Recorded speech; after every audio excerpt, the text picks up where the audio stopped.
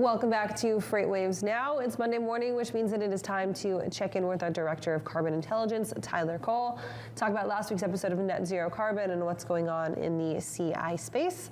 Tyler, thank you for being with us today. Hey, y'all. Good morning. Good morning, Tyler. Excited to chat with you this morning. One of the areas that I'm really excited to go into, of course, is going to be really what the latest trends are right now, especially when we're looking at emissions and where we kind of stand domestically here at the U.S. What are the latest trends happening right now? Yeah, it's hard. I mean, maybe just the general climate in all things, whether we're talking about war in Europe or emissions and climate change, is kind of depressing, to be honest. I mean, you got to be careful what you're reading. I think I know how it ends, and so I'm hopeful that we're going to have a positive outcome here. But you know, whether you're talking about what's happening in Ukraine or this latest report from the UN IPCC, which is the Climate Change Council group of 270 scientists in 67 countries author this report. There was a release last fall about the current scientific outlook on the physical ramifications of a warming planet. They just released last week a new report about the second order effect of that. So in a warming planet, what are the outcomes? What are the adaptations and impacts from a warming planet? And it was pretty depressing. I know we're going to talk a little bit more about tying transportation into this, but at a high level, you know, it's become clear to me over the last decade that this is something that's not getting enough attention still. And it's easy to push it to the side when we have, you know, economic struggles and war going on, but that doesn't make it go away. So I think it's important that we call everybody to task, especially in the transportation industry, to start asking questions like, how do we get better at cutting our emissions? And we say all the time on our show, on Fridays and on Monday mornings with you guys, start measuring. If you're not doing it today, you're late. And your customers and your suppliers are going to be asking for it in the very, very near future. So if you don't know how to do that, send me an email, tcole@freightwaves.com. We'll figure it out because it's important. So the point that you make about the entire kind of news climate right now being depressing is something that's really important, especially when we're talking about these types of things that don't necessarily just go away because other struggle is still present. And thinking about climate change and thinking about emissions reduction is something that is technically considered a privilege to be able to think about, especially when we're talking about the atrocities going on the other side of our globe right now, looking at the U.S. So can you talk kind of about when it comes to setting goals and still trying to exist in a carbon conscious world, how can you have this delicate balance of understanding that yes, things are worse for other people, but we still need to be taking care of what we can control, controlling what we can control? Yeah, you make a good point there because it is a delicate balance that you have to walk, right? We saw the easiest way to cut emissions, look back to 2020, just shut everything down and look at the skies over a lot of these large cities that were shut down because of the pandemic. We all know that's not realistic and not sustainable. And clearly we've bounced back from that in the recovery from the pandemic, and emissions are now higher than they were in 2019, at least for 2021 globally. So it is a balance. There are trade-offs, like everything in supply chain. You're constantly comparing cost and service. Now we're adding carbon in as you said, a carbon conscious world. And companies are going to have to determine, you know, where do we put our investments? How do we need to become more resilient in the future business climate, not just in a warming climate, but right. It's important to take stock of what's materially at risk to your organization or your city if you're in, you know, public planning. I would cite too, or make people aware that this is not something that's going to go away. If you look at the federal level for the U.S., the Department of Defense recently has come out and said that climate change is a national security threat. And if you think about the role of our military to contemplate and scenario plan for all possible outcomes in order to allocate risk into where they're going to deploy resources and how they're going to protect our people and promote democracy and peace, you know, keep the seas open and free for commercial ships to pass through, they're having to consider what happens in a warming climate. How am I going to invest in installations or bases in the Pacific Islands, for example, where we have to deal with rising sea levels? What do I need to do to be effective and do my job and support my mission in that place? So that's the mindset that companies need to start thinking about, especially large shippers and manufacturers, is you've got to have a plan in place for potential long-term impacts, or else you're not doing your job effectively. Tyler, I think it's great to have, like you said, those long-term plans. And it also seems like we're getting into this really critical timing in our time here on the planet, where we have to make some of these changes now before we kind of get into this point where we can't go back and undo some of the damage here. Can you talk to some of the near-term things that really have to be addressed now, and also what some of the changes can look like long-term? Because it definitely seems like this window of opportunity is really starting to shrink. Yeah, I was reading some articles today around we've had such a focus on mitigating, like stopping emissions, that we're now going to have to put a lot of resources behind navigating that and being resilient to those changes, right?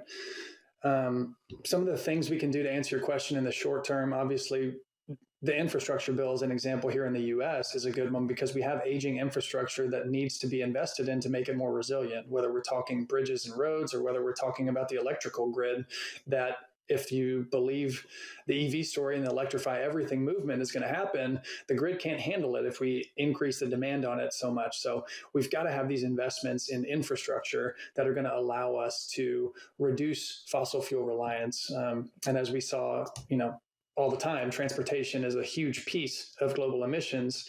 The more we're burning diesel and bunker fuel and gasoline, the longer we're going to submit that greenhouse gas into the atmosphere where it just sits and cooks the planet. So the sooner we can have some sort of transformational change, the faster. I'm looking for something like along the lines of diesel replacing coal.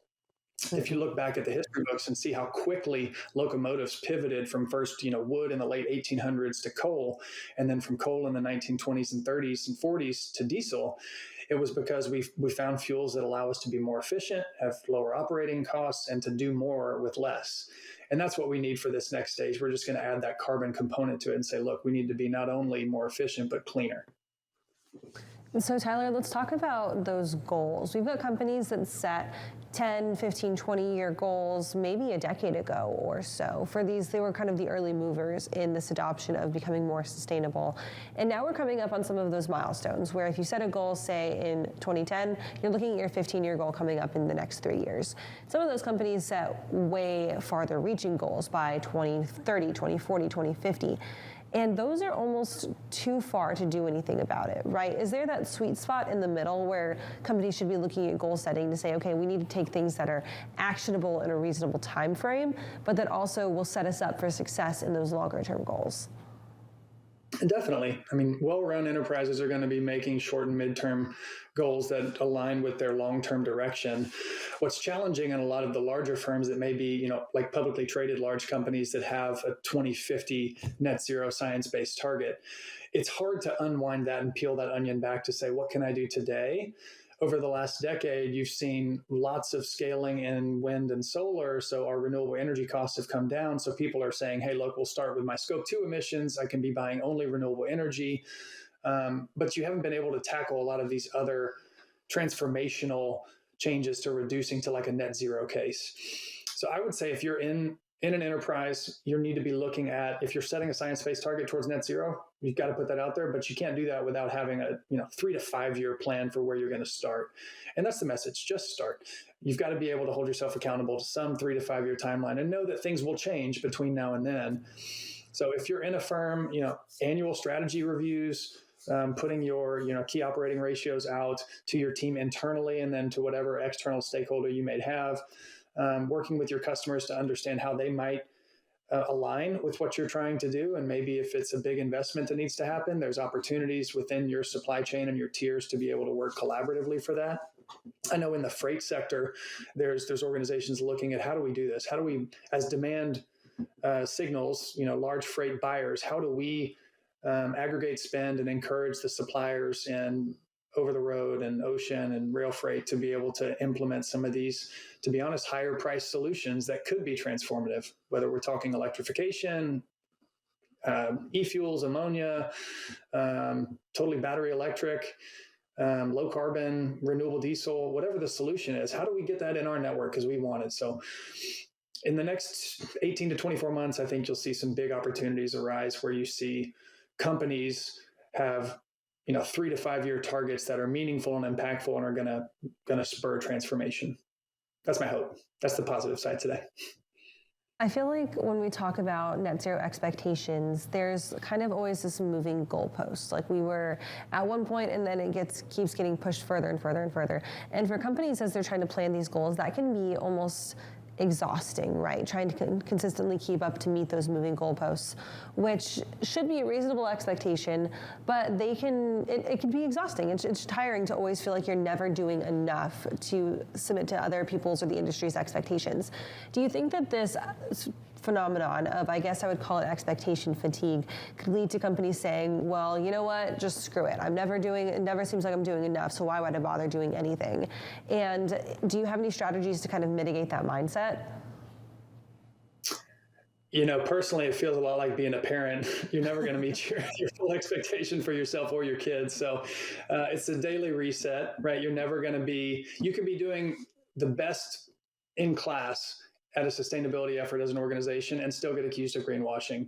You're never going to have to try to appease both extremes, but just keep to your mission and keep marching forward. Because the reality is, Kaylee, that the people that are making these goals probably won't be at the helm of these organizations by the time 2050 gets here. Mm-hmm. So there's got to be a constant renewal and passing of the torch internally where you're continuing to, keep that flame alive, right? You keep throwing more wood on it to keep it going and ratcheting up the ambition. And we'll start to see those results. I mean, you know how it is if you're running a race and you set a goal, you get tired early, but the longer you do it, the better you get at it, you stick at it, you have better results in the long term. And Tyler, I think one of those areas that you mentioned that I think really piqued my interest, of course, was going to be around the accountability aspect. I think of, ongoing fitness goals for myself. I'm like, hey, you know what? I'm going to get to the gym 3 times a week, and then maybe I go 2 times, or maybe I want to go 5 times and I go twice. And I just say, hey, better luck next week. Is there anyone really holding certain companies accountable? Can they just say, hey, we have these goals, and then it just kind of falls by the wayside, especially as sometimes leadership changes and direction changes? Where do we see that accountability kind of coming from, and where are those expectations? Yeah, that's a complex one. There's no regulatory body making Anthony go to the gym 4 days a week and limiting your food intake. Fortunately, right? I think we all would view that as a good thing. We only want regulations at a minimum for business to operate. But we have to know the boundaries we can operate in. Otherwise, people are going to try and push the limit everywhere they can, right?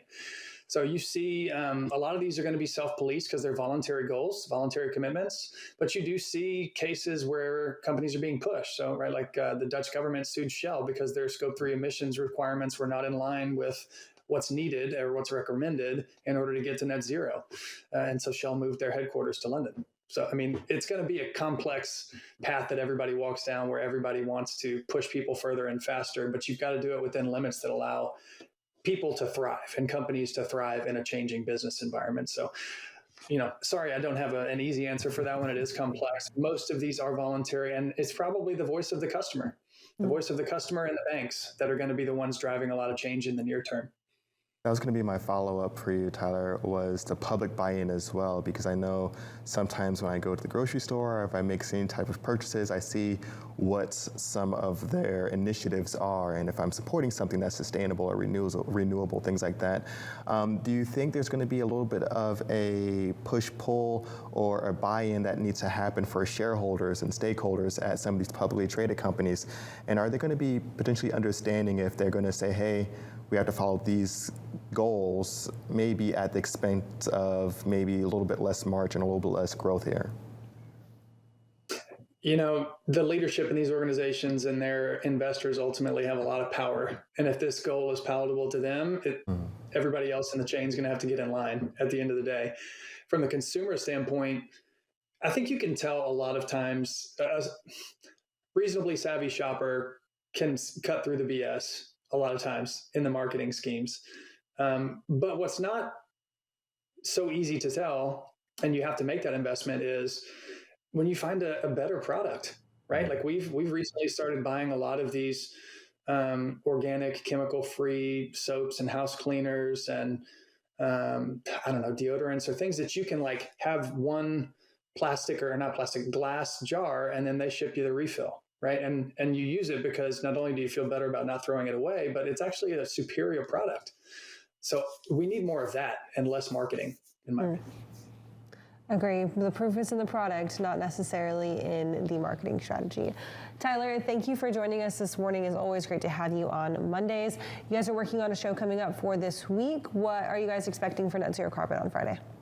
We've got quite a few coming up. Last week's was on Wicked Hyper, which is a unique autonomous electrified container rapid transport from a port vessel inland to a rail terminal.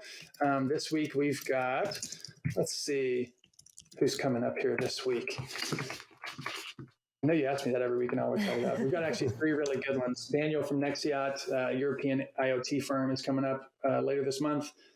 Leaf Logistics and Leonard's Express. We got a bunch of carriers coming to talk about their decarbonization strategies. So tune in on Fridays.